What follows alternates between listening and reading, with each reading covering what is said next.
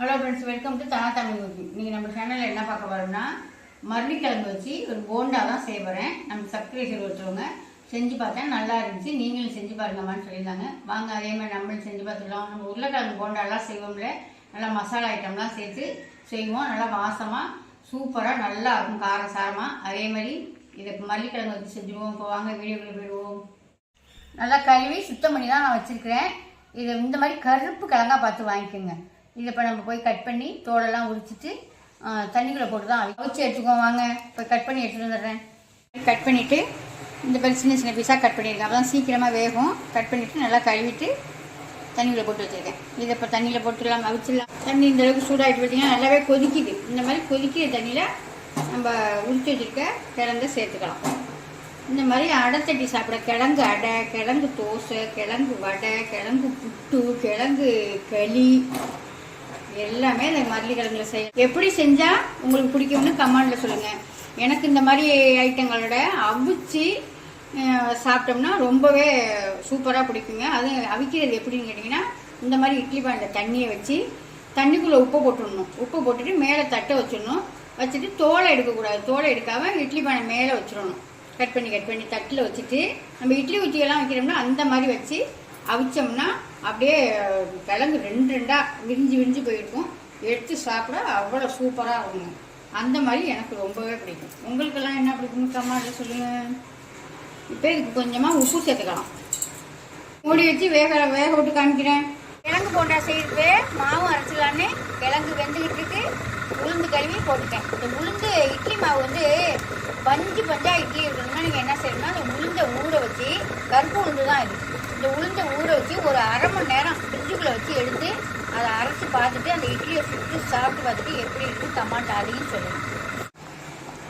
சூப்பராக கிழங்கு எடுத்துட்டா. அந்த மாதிரி கருப்பு கிழங்கா பார்த்து நீங்கள் வாங்கினீங்கன்னா தான் இந்த மாதிரி ஒரு ஆவியில் வேகும். நிமிஷமாக ஒரு 10 நிமிஷம் தான் இருக்கும். வெந்துச்சு பாருங்கள், உங்களுக்கு பார்த்தாலே தெரியும்.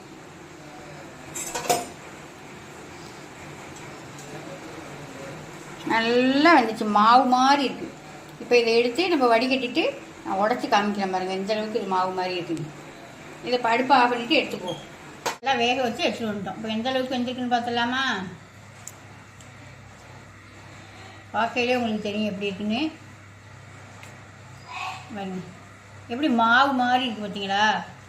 இதை இப்போ நம்ம கையால் உடச்சி விட்டு தூளாக்கிக்குவோம். இதில் 2 துண்டு நம்மளுக்கு வெந்த கிழங்கு தான் பிடிக்கும், அதனால் நான் 2 துண்டு எடுத்து வச்சுக்கிறேன். இது வந்து எனக்கு.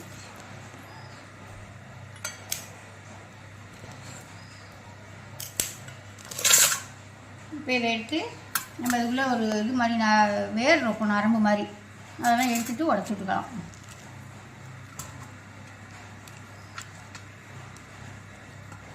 இப்போ எல்லாத்தையும் இதை உடச்சி விட்டுட்டு நான் காமிக்கிறேன். உடச்சி விட்றோம்லங்க. இதை என்ன செய்வாங்கன்னா, அப்போ எல்லாம் முன்னாடியெல்லாம் ஒரு காலத்தில் அரிசி பஞ்சம்லாம் இருக்குமா. அப்போ எல்லாம் என்ன செய்வாங்கன்னா, இதை அப்படியே வேக வச்சு இந்த மாதிரி வேக வச்சுட்டு இந்த மாதிரி உறுத்து விட்டுருவாங்க. இந்த மாதிரி ஊற்றிட்டு கடுகு, உளுத்தம் பருப்பு, பட்டை மிளகாய், கருவேப்பிலை போட்டு தாளிச்சுக்குவாங்க. தாளிச்சிட்டு வெடிக்க விட்டுட்டு கடுவெல்லாம் இதை தூக்கி அதில் கொட்டி ஒரு பரட்டி தேங்காய் பூ தூக்கி கொட்டி போய் தட்டி அள்ளி எடுத்து கொடுப்பாங்களாம் குழந்தைங்களுக்கு. அம்மா சொல்லியிருக்காங்க. அவ்வளோ சூப்பராக இருக்கும். நம்ம இப்போ செஞ்சோம்னாலுமே அவ்வளோ சூப்பராக இருக்கும். சாப்பாட்டுக்கு பதிலாக இதை சாப்பிட்டவங்கலாம் நிறைய பேர் இருக்காங்க. அப்புறம் மாங்காய் வத்தல் இல்லை, மாங்கொட்டையெல்லாம் நிறையா இருக்குது, அதெல்லாமே வைக்கிறது இல்லை. நல்லா இருக்கும். உங்களுக்கு கத்திரிக்காய் வத்தல், மாங்கொட்டை அதெல்லாம் போட்டு இந்த மலைக்கு குழம்பு வச்சோம்னா சும்மா ஜம்முன்னு சாப்பிட்டுக்கிட்டே இருக்கலாம். அப்படி இருக்கும். சாப்பிட்டவங்களுக்கு எல்லாருக்குமே தெரியும். ஆனால் அதெல்லாம் வைக்கிறது இல்லை, பழசுன்னு வைக்கிறது இல்லை.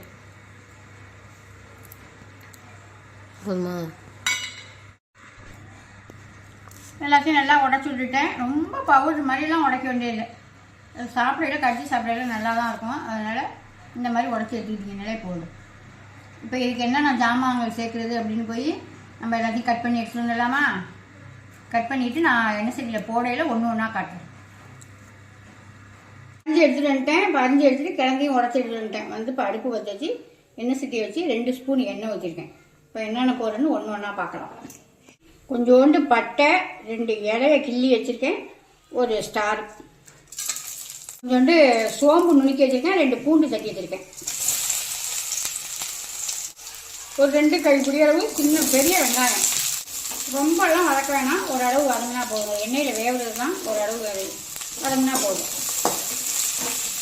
ஒரு 1/2 ஸ்பூன் கரம் மசாலா, 1 ஸ்பூன் மிளகாத்தூள், கொஞ்சோண்டு மஞ்சத்தூள், அதை இதை சேர்த்துக்கலாம்.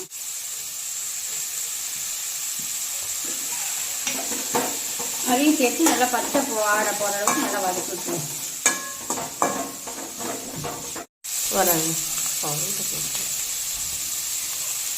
ஒரு 1/2 ஸ்பூன் கரம் மசாலா, 1 ஸ்பூன் மிளகாத்தூள், கொஞ்சோண்டு மஞ்சத்தூள், அதை இதை சேர்த்துக்கலாம்.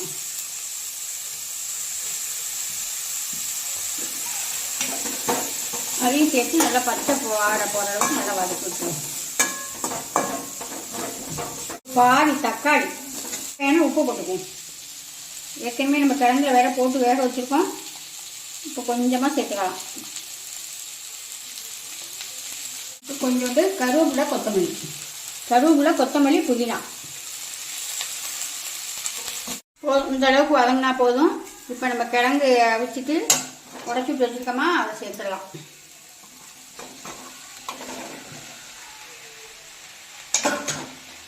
அவ்வளோதாங்க, எல்லாமே போட்டாச்சு. ஒரு பெரட்டி ஆற விட்டு என்ன செய்யணும்னு பார்க்கலாம். அவ்வளோதான், எல்லா மசாலாவும் போட்டு நல்லா சூடு ஆற விட்டு கையை வச்சு கிளறி விட்டு இந்த மாதிரி உருட்டி எடுத்துக்கலாம்.